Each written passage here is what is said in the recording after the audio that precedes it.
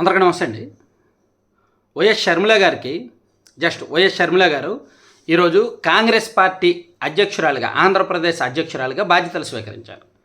So Congress party అధ్యక్షురాలుగా బాధ్యతలు స్వీకరిస్తూనే ఆమె ఒక సంకేతాన్ని ఇచ్చారు. రెండు పార్టీలకు సమాన దూరం, టీడీపీ అండ్ వైసీపీ రెండిటికి సమాన దూరం అనేటట్టు ఆమె సంకేతాన్ని ఇచ్చారు.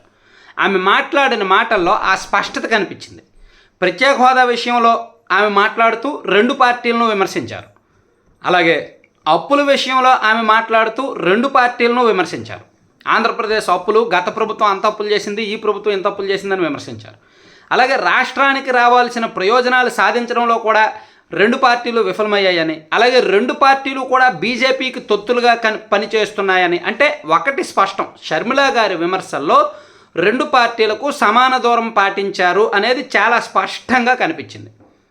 ఆమె మాటలు వింటే అదే అనిపించింది. కానీ సజ్జల రామకృష్ణారెడ్డి గారు ఎవరో కౌంటర్ ఇవ్వాలి కాబట్టి, షర్మిల గారు ప్రభుత్వాన్ని విమర్శించారు కాబట్టి కౌంటర్ ఇవ్వాలి కాబట్టి ఇవాళ మీడియా ముందుకు వచ్చి షర్మిల గారేమో చంద్రబాబు గారు వదిలిన అస్త్రము, చంద్రబాబు వదిలిన చివరి అస్త్రం షర్మిల. సో కాంగ్రెస్ పార్టీని ఇక్కడ కాస్త ఓట్లు పెంచి వైఎస్ అభిమానులు ఓట్లు చీల్చి తద్వారా చంద్రబాబు లబ్ధి పొందాలని చూస్తున్నారు. సో షర్మిల గారు చంద్రబాబు గారు వదిలిన బాణమే, అందుకని ఆ వర్గం మీడియా షర్మిల గారిని భుజాన్ని ఎత్తుకుంటోంది, ఆమెను హైలైట్ చేస్తున్నారని సజ్జల రామకృష్ణారెడ్డి గారు కొన్ని విమర్శలు చేస్తూ ప్రత్యేక హోదాకు వైసీపీ కట్టుబడి ఉంది అని కూడా అన్నారు. మరి అదే ఏ విధంగా కట్టుబడి ఉందో ఆయనకే తెలియాలి, ఆయనకినో ఆ పార్టీ వాళ్ళకే తెలియాలి. ప్రత్యేక హోదా కంట వైసీపీ అంట కట్టుబడి ఉందంట. 2019కు ముందు ఉన్న ఎంపీల చేత రిజైన్ చేయించారు ప్రత్యేక హోదాని. ఇప్పుడు ఎందుకు కనీసం పార్లమెంట్లో మాట్లాడించట్లా? పార్లమెంట్లో ఒక్క ఎంపీ అయినా ప్రత్యేక హోదా గురించి మాట్లాడారా? చంద్రబాబు గారి కేసుల గురించి మాట్లాడారు తప్ప, నారా లోకేష్ గారి కేసుల గురించి మాట్లాడారు తప్ప ప్రత్యేక హోదా గురించి ఎవరైనా మాట్లాడారా?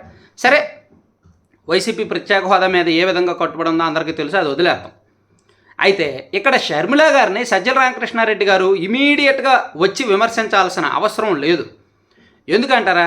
షర్మిల గారు ఏమి కొత్త పాయింట్తో విమర్శించాల. రెగ్యులర్గా రొటీన్గా ఒక ఫక్తు పొలిటీషియన్గా ఆమె విమర్శించారు. కొత్త సంచలనమైన ఆరోపణలు చేయాల జగన్మోహన్ రెడ్డి గారి మీద. రెగ్యులర్ రొటీన్ ఆరోపణలే చేశారు.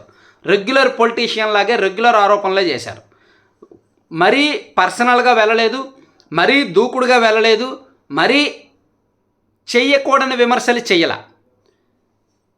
అలాగే కేవలం జగన్మోహన్ రెడ్డి గారిని మాత్రమే విమర్శించి చంద్రబాబు గారిని వదిలేస్తే అప్పుడు సజ్జల రామకృష్ణారెడ్డి గారు ముందుకు రావాలి. కానీ షర్మిల గారు ఈరోజు మాట్లాడిన మాటల్లో నేనైతే విన్నా, ఒక జర్నలిస్ట్గా ఒక అనలిస్ట్గా నేను స్పష్టంగా విన్నాను. ఆమె రెండు పార్టీలకు సమాన దూరం పాటించారు, రెండు వర్గాలకు సమాన దూరం పాటించారు. ఆమె చెప్పకనే చెప్పారు. కానీ ఎందుకో సజ్జల రామకృష్ణారెడ్డి గారు అర్జెంటుగా కౌంటర్ ఇవ్వాలి కాబట్టి వచ్చేశారు. కానీ ఆయన కౌంటర్ ఇవ్వాల్సిన పనే లేదు. ఇస్తే వైసీపీకే దెబ్బ. పైగా యాక్చువల్లీ టీడీపీ నుంచి ఆమె కౌంటర్ వెళ్ళలేదు. ఎందుకు? ఒకవేళ ఆమె ఏదో ఒక పార్టీనే టార్గెట్ చేసి వైసీపీని ఏమీ అనకుండా టీడీపీని టార్గెట్ చేస్తే అప్పుడు టీడీపీ వాళ్ళు ఆమె కౌంటర్ ఇస్తారు. అలాగే ఆమె టీడీపీని ఏమీ అనకుండా వైసీపీని కామెంట్ చేస్తే అప్పుడు సజ్జల రామకృష్ణారెడ్డి గారు కౌంటర్ ఇవ్వాలి. కానీ ఆమె ఇద్దరికి అటాక్ చేశారు కాబట్టి, ఇద్దరి మీద విమర్శలు చేశారు కాబట్టి కాస్త వైసీపీయే తగ్గి ఉండాల్సింది. కానీ వైసీపీ తగ్గి ఉండలేదంటే, షర్మిల గారిని కార్నర్ చేయడానికి ప్రయత్నించారంటే సంథింగ్ షర్మిల గారిని వీరు సీరియస్గా తీసుకుంటున్నారు.